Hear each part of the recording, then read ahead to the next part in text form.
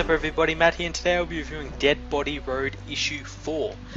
So let's get into it. So this whole issue is basically a car chase, which is pretty awesome. Where we last saw our protagonists, Orson, Rachel, and Orson's friend, they were loading one of the dudes that were part of the team that killed Orson's wife into a van, and they started getting chased by a bunch of bikers hired by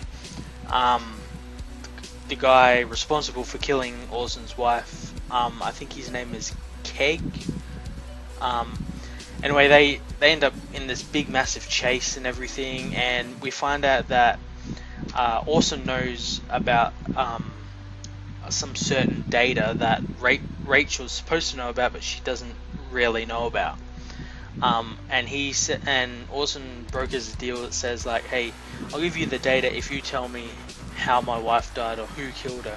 And we sort of get a little bit of backstory about, like, his wife walked into the bank and got into a shootout with one of the guys in the bank, and they both sort of killed each other.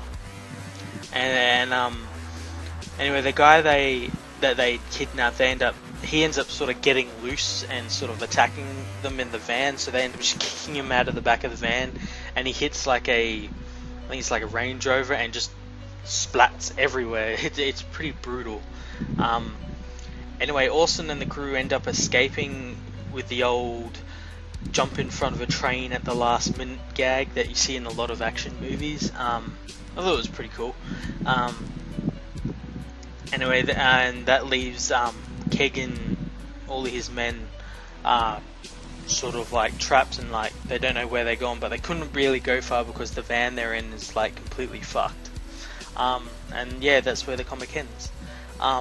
As the sort of I guess you could say it's like a foreword or an afterword in the comic by the writer Justin Jordan says, it is really hard to do car chases in comics, and I have to agree with him.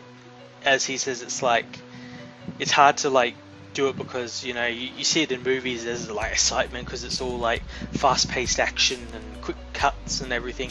In a comic, it's really hard to do that, but I think they actually did a really good job of it. Like, and the art also lends into that because the art's still that grimy, dirty art. It really adds to that. You know, you see these cars barreling down the road and hitting people and all that sort of stuff, and real like it's like adrenaline fueled and everything.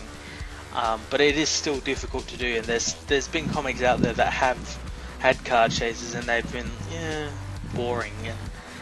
But this did it really well, and again, thanks to the art and the writing as well. That, you know, they go hand in hand, obviously. But yeah, this comic was pretty good. I'm going to be interested to see where it goes in issue 5.